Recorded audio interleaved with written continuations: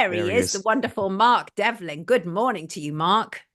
Morning, Sonia. Sorry about that. I've done live radio for years, so I know what it's like. Oh, no, not a problem at all. We're just happy to have you with us. Everybody, it is DJ, author, researcher, you name it, Mark Devlin. Mark, I often find, we had a little chat yesterday, I often find that when I mention your name, people are like, ask him about this and ask him about that. And as you said to me, it's like, I know, I get it, I get it. But the fact is, I can only research so much. Absolutely, Mark. I Exactly. relate to you so clearly. But we're going to drill down a little bit today on some of the very serious allegations that involve members of the music industry or people who are around the music industry. And I think that we should absolutely start with Sean Puffy Combs, because whoever saw his downfall? I mean, tell us your thoughts about Diddy. I think the video with Cassie, where he was beating up Cassie in the hotel, because a lot of people wouldn't believe it before then. Some people really need that kind of proof, don't they, before they can believe anything bad about their heroes. Yeah, well, you say the downfall of Sean Combs, but I wonder if we're actually going to see that Oh, because we're still waiting for anything to happen. There's been all kinds of allegations which have come out about him. And you and I have got a similar past. We used to be involved in the hip hop game. I was an R&B and hip hop DJ, and you were a writer on that scene. And I know you had some dealings with Puffy and Biggie and Bad Boy Records. I used to play all their records on the radio and in the clubs. And even back in the 90s, I remember hearing allegations about Puffy and stuff that he was into. And certainly all the artists that were signed to his Bad Boy Records label have had unfortunate endings.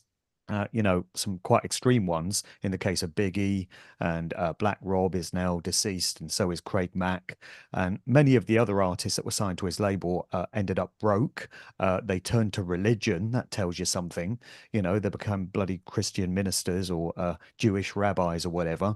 And then there's the more serious things, like, as you mentioned, Cassie, the singer, who is his partner, apparently romantic partner, although I hear his preferences actually lie elsewhere. yes. And all these allegations about him having beaten her and really mistreated her and pimped her out to other men as well. This is really high level stuff. And then there's the freak offs that we hear about, which are just coming out now. And again, I've been hearing about these for years because I've kept my ear to the ground. And it's only now that other people are getting to hear of all these allegations against him. So he's being described as the Jeffrey Epstein of hip hop, which is not a particularly flattering title. Wow. And he's apparently, reportedly, had these crazy parties at his mansions where he invites the rich and powerful politicians, business leaders, other celebrities, and they get up to Lord only knows, don't even want to think about the stuff that goes on there, but it gets filmed and it gets used as leverage in exactly the same way as Jeffrey Epstein was doing with all these famous people. And yet, even in spite of all these allegations, all these women have come forward and claim that he's mistreated her in this way and used them for trafficking and all this. Nothing's happened. And my biggest fear is that nothing is going to happen because he's high level protected. So if he continues to walk around a free man after these outrageous allegations against him, it will be all the proof we've ever needed that he's got protection from on high. And I'm not talking about the Most High. Mm, I hear you. There's Little Rod, isn't there? Rodney Little Rod Jones. I think he has a lawsuit. He said he's now in hiding because Diddy is a monster. He's accused Diddy of assault. There's quite actually, it's quite a few, isn't there? Rod claimed that his career had come to a halt since filing the $30 million lawsuit against Diddy. But here, the thing is obviously, all of these are only allegations. We don't know the truth of it. But as Mark said, we've heard these rumors for a very long time, especially about these mansion parties. But the problem is, and we saw this, didn't we? Well, we saw it with Epstein, is it's not just about the person at the center, is it? It's about all of the people around who may be involved as well. So there's a lot of, in these situations, there's a lot of protection, isn't there? Because people are protecting themselves as well. That's right. And a lot of people, I feel, are not paying much attention to the Sean P. Diddy Combs situation simply because they've had no interest in rap and hip hop. It's not a culture that has ever come across their radar. And Right. a lot of people are like, well, who is this guy anyway? So a lot of people just don't care. It's interesting that they do throw the odd one under the bus. So we saw that with R. Kelly. There was a similar situation with R. Mhm. Kelly, who Mm. had very similar allegations leveled at him. He was supposedly running some sort of uh, mind control, like sex harem with all these kept women. And again, I heard rumors about R. Kelly going back to the 1990s. And it got into the mainstream news that he married the singer Aaliyah when she Mm. was 15 and he was 30 odd. And that marriage was later annulled when her real age was discovered. And then there were all these rumors of tapes involving R. Kelly and various girls and all sorts of disgusting stuff going on. And I was hearing about that all through the 90s, into the 2000s. And for some reason, just a few years ago, his past caught up with him and R. Kelly got sent down for all that stuff. Yet Diddy hasn't. I suspect he's not going to. That's my prediction. If I'm any Mm. kind of sage or soothsayer, that's what I'm saying is going to happen there. And then you've got other individuals, Right. again involved in the hip hop game, who've got allegations against them. Tim Westwood. Should we talk about Tim Westwood? We And should also, talk about Tim Westwood. Yeah. and Afrika Bambaataa. Afrika Bambaataa, I think, was one of the biggest shocks for many people.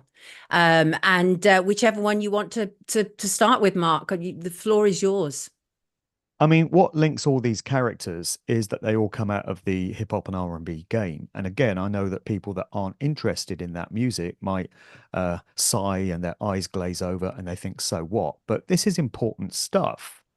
You know, Tim Westwood is a hugely influential radio and club DJ. Massive. And I'll get it out of the way before anyone else mentions it. Yes, he used to be a personal hero of mine. He used to be someone I looked up to in the days when I was very naive and I knew no better.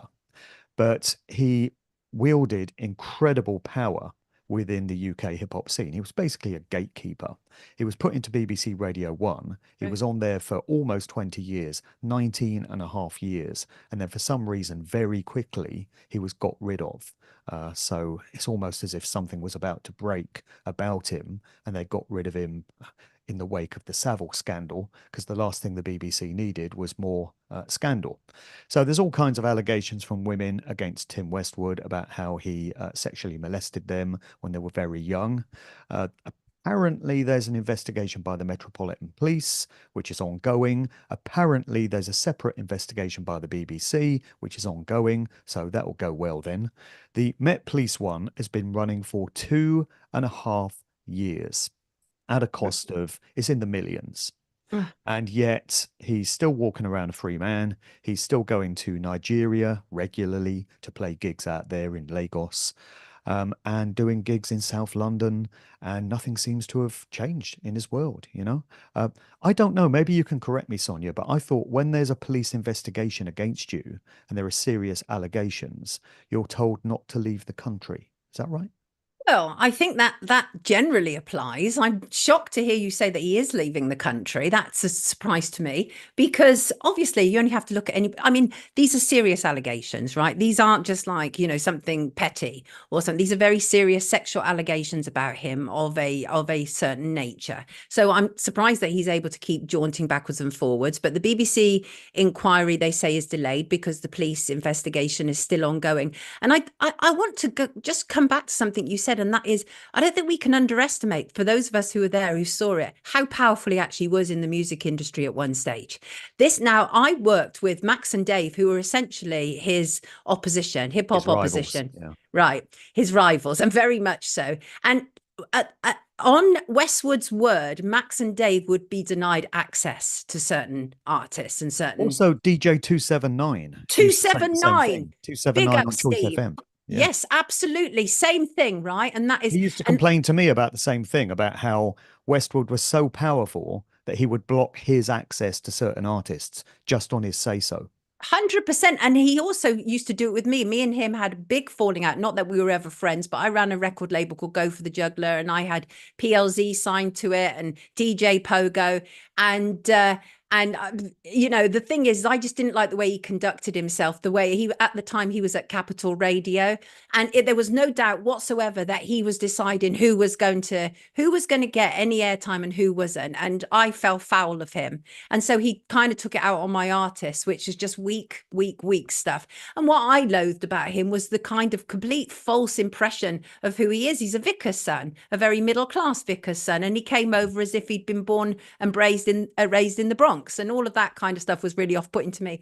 But you know, the jury's still out. We still don't know. A lot of allegations, but there's more allegations. And what's interesting, Mark, is, as you say, this is all coming from hip hop. So then there's Drake. We've heard a lot about Drake, haven't we? He has been forced to deny allegations of having relationships with underage women, right? And he developed a really bizarre relationship with what was her name, who was in Stranger Things, who was very young. Oh, Millie Bobby Brown. Millie Bobby Brown. Right. Talk to us about Drake and those allegations. It's a very similar scenario to Diddy and what we're hearing about him. So reportedly, Drake has this mansion just outside Toronto, and he holds all kinds of crazy parties there. The video that you're talking about with Millie Bobby Brown involves Millie saying that Drake gives her boyfriend advice. So Drake advises her on her relationships. But when she made these comments, she was very young. I think she was like 14 or something. So that's a bit strange, isn't it? But I think the most damning thing about Drake is the allegations that have come from another rapper, Kendrick Lamar, who put out a song called Not Like Us, and he's absolutely savaging Drake. He's saying things like, talking about him making tracks in A minor. You prefer A minor, which is wordplay, like he likes minors. And he's making all kinds of allegations against him. So Kendrick Lamar seems to have some stuff on Drake. So if Kendrick is not some kind of actor playing a role himself and is genuine and sincere in what he's putting out, then he's really drawing attention to what Drake's been involved with all these years. I mean, to me, Drake is completely talentless as a so-called rapper. His songs are just drenched in auto-tune. Auto-tune makes so-called rappers and singers just sound like demons. It sounds like they're possessed by entities. It sounds like you've gone to hell when you listen to one of these things. He can't sing. He can't rap. He was actually an actor. He's literally an actor. Aubrey Graham, before he invented this persona, Drake, he was an actor. I think this is what happens with many of these assets. They start out as one thing, and then the controllers, the handlers behind them think, actually, no, we're going to switch it and we're going to insert him in this game. So you get actors that start out, then they become rappers. You get singers that start out, then they become comedians. So they're all assets. Westwood was an asset. He's a gatekeeper for the UK hip hop scene. Drake, I remember around about 2009, Young Money, Cash Money, when all that stuff started, people were saying, oh, Drake's the next big thing. Drake's going to be massive. And he was. It's like other forces were deciding that Drake was going to be this massive star, despite the lack of talent. And there's a trend emerging here. So we've got allegations against Diddy, allegations against Drake, allegations against Tim Westwood, allegations against Afrika Bambaataa, who's a founding father of the hip hop culture. So he's one of these legendary names alongside Kool Herc and Grandmaster Flash that any hip hop fan, any hip hop DJ is entrained to revere this guy, Bambaataa. He's like a demigod. But in 2016, a bunch of men, initially two men, and then others came forward, accusing Bambaataa of having sexually molested them when they were young, when they were minors. So there's a trend emerging here. It's almost as if the entire culture, the entire scene is just infested with this disgusting behavior. Yeah. And the thing is that as you and I know, we love hip hop, but we've also studied it, right? It was almost like an academic subject in many respects. And I've talked to many people, and there are many people who always want to know wonder why, when it comes to Black culture, why is it the kind of ghetto Black culture has been made most famous? Whereas obviously Black people have done all manner of other achievements. But why is it such a kind of, in many respects, certainly now, look how debased it is. It's absolutely horrendous. It's literally you just watch strippers. Just disgusting what they're doing. It's pornography on record. That's what it is. Yeah. It absolutely is. Do you think, Mark, all of that is deliberate? Is that all part of the book, the playbook? Absolutely, absolutely. And it's a slow drip process. So when hip hop culture first emerged, it was meaningful in many ways. Yeah. You know, a lot of the lyrics in the records, the early records, were documenting street life in New York and stuff that was going on, the the crack explosion and street crime and all this sort of stuff. And many of the records had some quite educational content, you might say, particularly the early 90s, the sort of golden years, the golden era. But then as the 90s progressed, you had characters like Puffy. I lay a lot of the blame at the door of Puffy for the materialization of hip Oh hop yeah. culture and content. Oh So yeah. the lyrics started talking about champagne, gold chains, bling, being up in the party, balling, flossing, all this absolute nonsense. And it just became very vacuous. But even that stuff was innocent by comparison to what came in the 2000s. So as the 2000s progressed, you had this awful bloody influx of auto-tune, which I absolutely loathe and despise with a passion. Can't stand to listen to it. It's the devil's own tool. And it's just everywhere. It's on every track. It got into reggae dancehall music as well. And it just makes the singers and rappers sound like robots or demons. And then the lyrical content changed and it just became totally pornographic. That's all you get now. You know, it's not even talking about toting guns and slinging crack. It's just straight pornography. It's being listened to by young people. You know, there's a time and a place for everything. There's a time and a place for pornography, but it's not on records that are going to be listened to by teenagers and Right. kids. And Let me that's where read we're you. at. Let me read you some of these comments. People are like well into this, right? Dave said, "Be good little consumers. The messages are clear." Milford calls it corporate rap. Woken Flower refers to the Illuminati music industry. And even these days, people still struggle to believe that there is that these things are organized. It is not a coincidence when your favorite artist rocks up in 40 different poses, but all of them covering an eye. That's not a coincidence, is it, Mark? No, that's all by design. And these are little calling cards to let people know that they're owned assets. And initially, it would have been people in the know, adepts, who were trained in occult symbology, who would have recognized these things. But these days, it's great to see that regular people are getting to know what these signs and symbols mean. So I'm even seeing chat threads on TikTok now among young people where the minute an artist covers an eye or does the 666 sign, I'm not going to do it here because someone will freeze the frame Mm-hmm. and say, I Mm-hmm. told you Mark Devlin was Illuminati. So, Absolutely.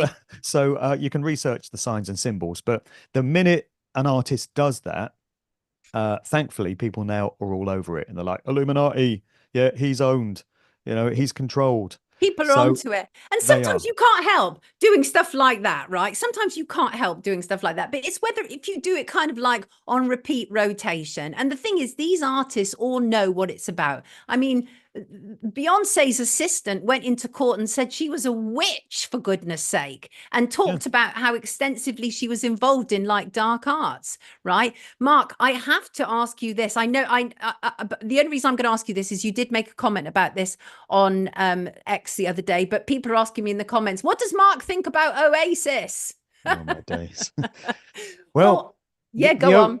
yeah, the Oasis situation is a psyop, quite clearly. So I've commented on the group before about their heyday in the 90s. They were used as assets by the Blair regime, New Labour, as part of the Cool Britannia situation, which was, I don't know if we swear on this show, so I won't use No. the word, but Yes. a word beginning with B. Even George Michael, in an interview, was asked about Cool Britannia, and he said that was a load of that B word. So it was used to popularize Blair Mm-hmm. and present this idea that he'd presided over this rejuvenation of youth culture in Britain. So he was this dynamic, visionary young guy in touch with youth culture. And isn't it great? We got Britpop, we got Blur, Oasis, Pulp, Spice Girls, all these groups. And it's the best thing since the 60s. And that's because Tony Blair's brought this fresh new vision to Britain. So what I'm seeing now is a desperate, pathetic attempt by the Starmer regime, and isn't it a regime, to attempt the same thing. And I think it's mainly a diversion tactic. They're not trying to make Keir Starmer seem cool like they did with Tony Blair. That's an impossible task. But I think it's all about, hey, folks, look over here. Oasis are reforming. Oh my God. Look at this queue for tickets. It's amazing. Oh, just imagine these concerts that they're going to do. So people are looking over here at Oasis and it's turning them away from what's happening over here, which is the really important stuff, which is this country absolutely going down the toilet in any number of ways. But the chattering, seething masses would rather talk about Oasis, Coronation Street, and what they're having for dinner tonight than worry about all that stuff. So it's a standard tactic. It's been used many times before. Oasis are a very controlled band. They were from their very first days of signing with Creation Records under Alan McGee, who's a stated occultist. He's into the works of Aleister Crowley and such. So I've never trusted Oasis. We got mixed messages from the Gallaghers during the COVID situation. Yes. So one minute Noel's saying, I'm not wearing a mask, F that. Yeah. Then the next minute he's saying, oh yeah, I've taken the old arm spear, you know, because my doctor told me to. So Hmm. totally mixed messages. One minute they seem to be on our side, the next minute they're pushing establishment agendas. So how can you trust them? Well, I mean, that's the thing, and it is, isn't it? It's called Britannia 2.0. That's what it is, and that meme that you were sharing was absolutely brilliant because I think that's absolutely what. And the furore this weekend when people couldn't get through to buy the tickets and like people losing their heads online, getting really really upset, huge massive distraction taking place. So, Mark, just do a roundup for me, and that is the music industry. Has it changed in terms of the potential levels of depravity that were in it, or are we just becoming more aware these days? I think it's a bit of both because they keep surprising me. I've been studying this stuff for years. It's my full-time job now. Yeah, and Uh, that's why you're brilliant at it, mate. Yeah, well, thanks. It's all I can do now. It's taken over my world. But they keep finding new ways of sinking even further into depravity, and they surprise me. So when I brought out my first Musical Truth book, 2016, I was like, oh, they're really dredging the bottom of the cesspit now in terms of what they're doing at live shows. We were seeing things like Miley Cyrus dressed up as a baby, simulating the M word, self pleasure, you know, absolutely sick. And I was Yeah, thinking, how can they take things even further? But yeah. they found new ways and they continue to, and they probably will continue to. But the flip side of that is that thankfully people are getting wise to it now. And young people, it's young people we've got to get through to. I do a lot of conferences and a lot of talks, and I look out there in the audience, and the demographic is primarily the 50 to 70 age group. These are people that already get it, they already know what's going on, and to a very large extent, it's preaching to the choir. We've got to find ways of reaching younger people and getting through to them. I could definitely do with some tips and pointers in how I can get my work out to this sort of demographic, but many of them are getting it. As I say, there are threads on TikTok where young people are demonstrating great knowledge of these agendas. They're spotting the signs and symbols. They're realizing that many of these large shows, like the Grammys and the Super Bowl halftime and the MTV VMAs and even the Eurovision these days, are mass occult rituals, energy harvesting, satanic rituals. That's literally what they are. And it's so blatant and so in your Mm. face that people are starting to notice. And I do wonder why the controllers are making it so blatant, Right. because you'd think they'd want to fly under the radar for a bit. But if anything, they're stepping it up. Look at Sam Smith last year at the Brits. I mean, what the hell was that all about? So it's so obvious now. And it's either them being really arrogant and rubbing our faces in it and saying, look what we can do and get away with, and you lot can't do anything about it, or it smacks of desperation and them feeling that they're running out of time, they've got agendas to fulfill, and they're having to throw everything they've got at us, plus the kitchen sink, all at once. Hopefully, it's the latter, because it would be great to think that they are panicking and feeling that they're running out of time. So either way, we just have to keep our efforts stepped up and get as much awareness of this out there as we can, because once you shine the light on all this evil and darkness, Yeah. then it's got nowhere to go. Hallelujah to that. Thank you so much for joining us this morning, Mark. It's been greatly appreciated. And it's so brilliant in the comments. We've got parents saying, yep, I've told my 16-year-old, about this. And that's the thing, isn't it? Is each one teach one. I taught my daughter about the music Illuminati when she was young, because I wanted her to be absolutely aware that she should not just watch videos mindlessly. She should absolutely be aware that they are pumping all manner of messages at her through those videos. So listen, thank you so much. Murph says, thanks, Mark, for the insight into a world of music, which does not interest me in the slightest. You clearly know the subject matter intimately. He does. And that's what's absolutely brilliant about it. So thank you, Mark. We very much appreciate having you this morning, everybody. This is Mark Devlin. I will put links to Mark's work in the description at the end of the stream. Have a brilliant day, Mark. Take good care of yourself. Thank you. Yes, that was interesting. Woken Cheers, Sonia. Flower. Absolutely. Yeah, Thank you. brilliant. Thanks, Thank Mark. you. Take All care. right. All the Thank best. you.